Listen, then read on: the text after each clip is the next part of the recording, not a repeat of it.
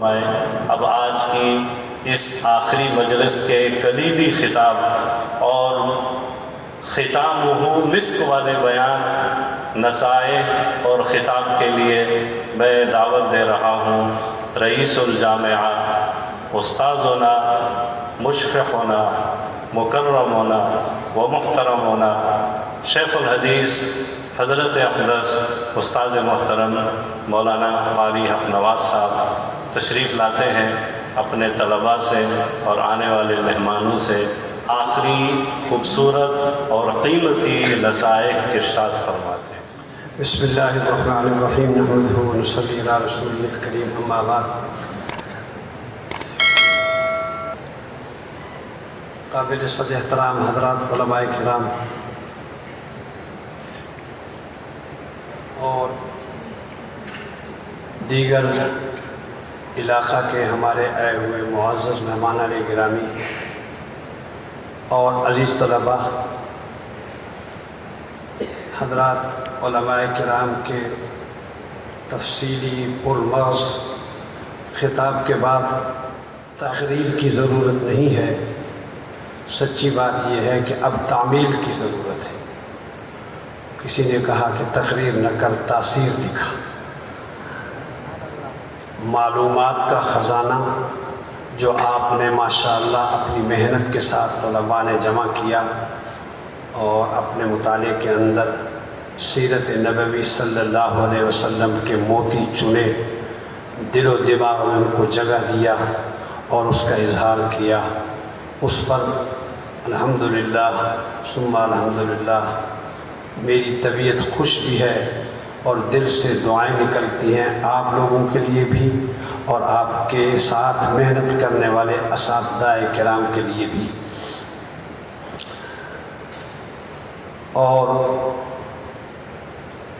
پچھلے کسی موقع پر بھی میں نے عرض کیا تھا کہ معلومات الحمدللہ بہت ہیں۔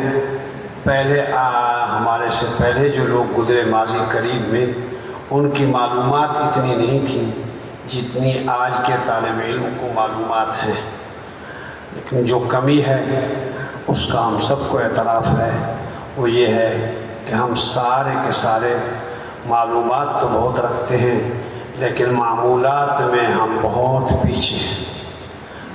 نبوی معمولات ہماری زندگی میں ہیں یا نہیں ہیں، اس کو آپ نے بھی سوچنا ہے، مجھے بھی سوچنا ہے، بار بار سوچنا ہے کہ نبوی معمولات یہ ہیں کہ ہماری نماز جماعت سے نہ ٹوٹنے پائے۔ کیا ہم اس کا اہتمام کر رہے ہیں؟ کیا ہم تکبیر اولیٰ کا اہتمام کر رہے ہیں؟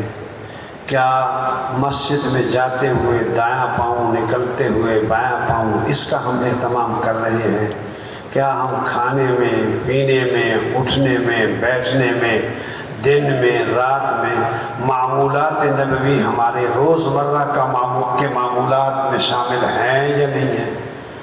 اگر ہیں تو پھر یہ علم بہت ہی مفید ہے اور یہ علم نافع ہے، اور اگر علم ہے لیکن عمل نہیں ہے تو پھر العلم بلا شجر العلم بلا عمل کشجر بلا ثمر، تو بغیر پھل کے درخت جو ہے وہ اوپر کو تو جاتا ہے لیکن سوائے کاٹ کر آگ میں جلانے کے اس کا اور کوئی مصرف نہیں ہوتا ہے۔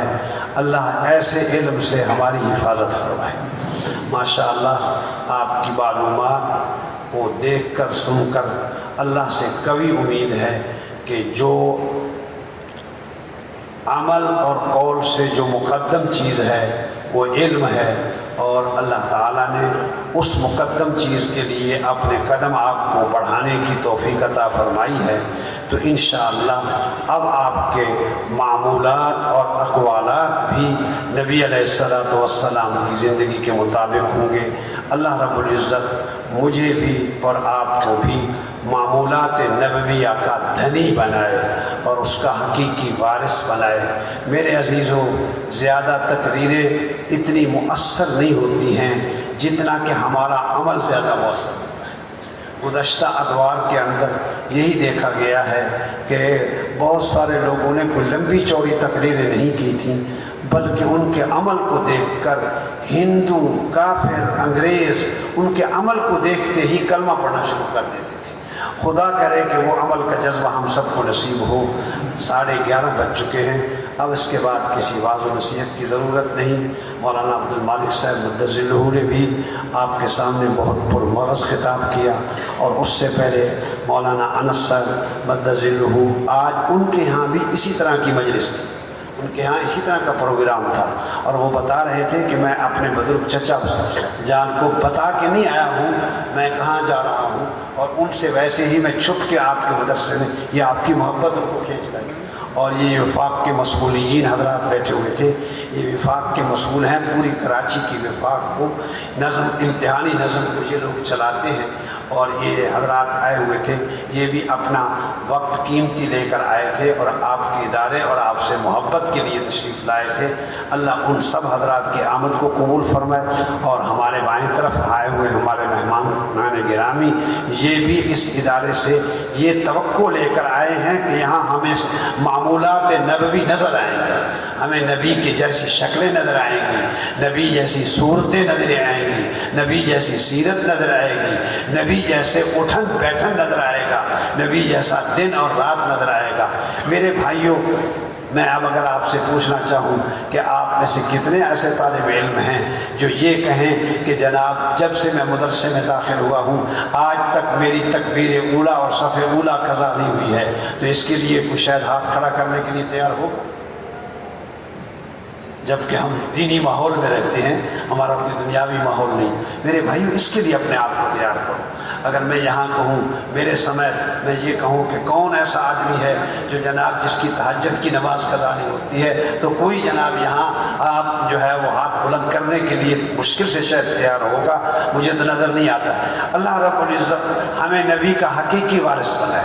شور و غل کا زمانہ ہے میرے بھائیو، شور و غل میں کچھ نہیں رکھا ہے، اپنے دل کے اندر حقیقت والی صورت، حقیقت والی کیفیت پیدا کرو۔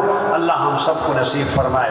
مقابلے کے اندر شریک ہونے والے تمام طلباء قابل مبارکباد ہیں۔